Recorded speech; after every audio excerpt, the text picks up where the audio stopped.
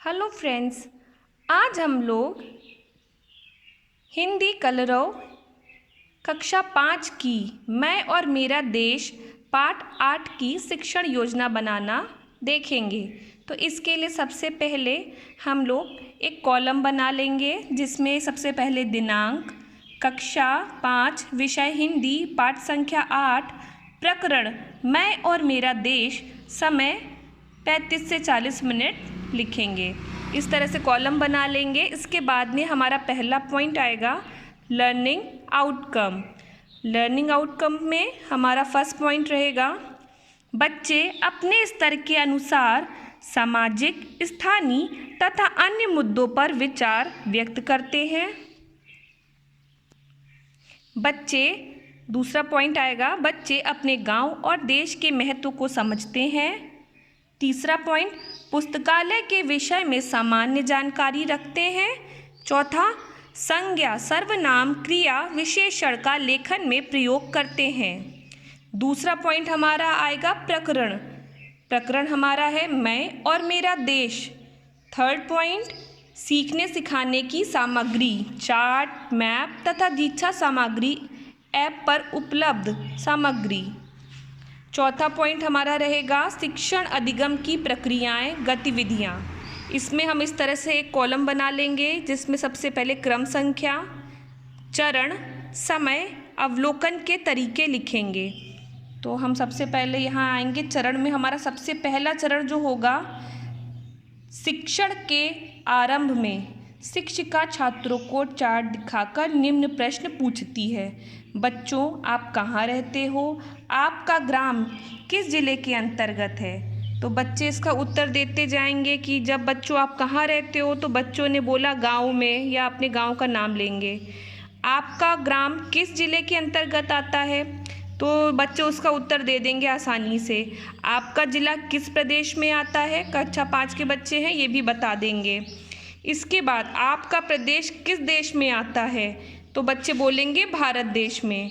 फिर हम पूछेंगे विश्व में और कौन कौन से देश हैं? तो बच्चे चुप हो जाएंगे। हो सकता है एक दो बच्चे बता भी दे लेकिन इतना जवाब नहीं दे पाएंगे, तो ये एक समस्यात्मक प्रश्न हो जाएगा हमारा।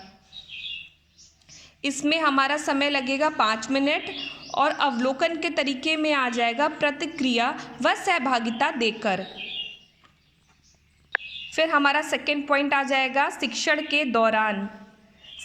दौरान शिक्षिका छात्रों को समूह में बैठाकर हाव भाव के साथ छात्रों को पढ़ाती है तथा बच्चे भी उत्साहपूर्वक पढ़ते हैं।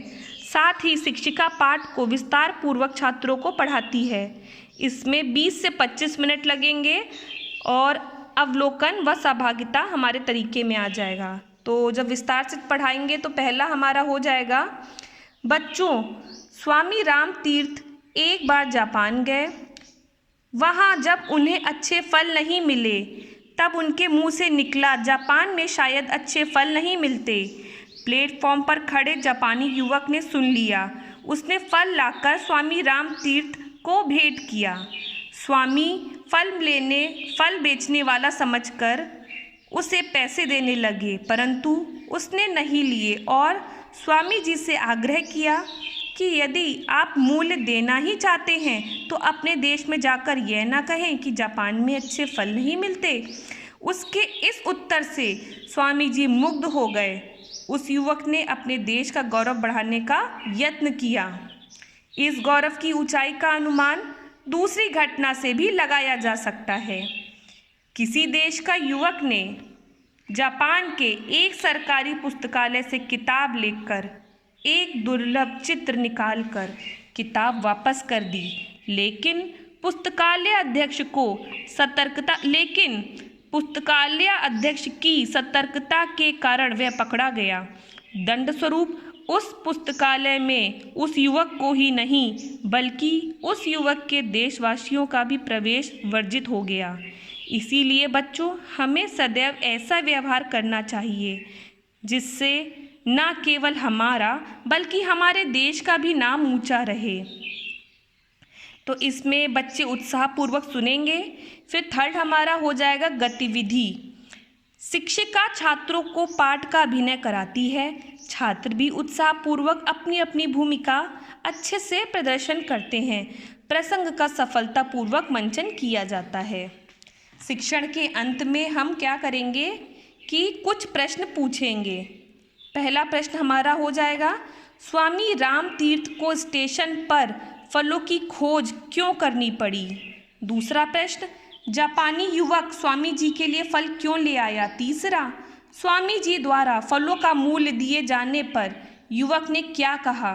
चौथा प्रश्न, युवक और उसके देशवासियों का पुस्तकालय में प्रवेश क्यों वर्जित कर दिया गया। इन प्रश्नों में हमें लगेंगे 10 मिनट। इसके बाद हमारा 5वां पॉइंट आएगा गृह कार्य। तो शब्द अर्थ कॉपी में लिखकर याद करने को देंगे, बोध प्रश्न करने को देंगे। आगामी कार्य योजना 6th पॉइंट हो जाएगा हमारा, कक्षा शिक्षण के दौरान आकलन व फीडबैक में आई कठिनाइयों का अभ्यास प्रश्नों को ध्यान में रखते हुए कार्य योजना का निर्माण करेंगे। तो इस तरह से ये हमारी पाठ्य योजना यहाँ पे कंप्लीट हो गई है और बहुत आसानी से इसको हमने बना लिया है। Thank you for watching.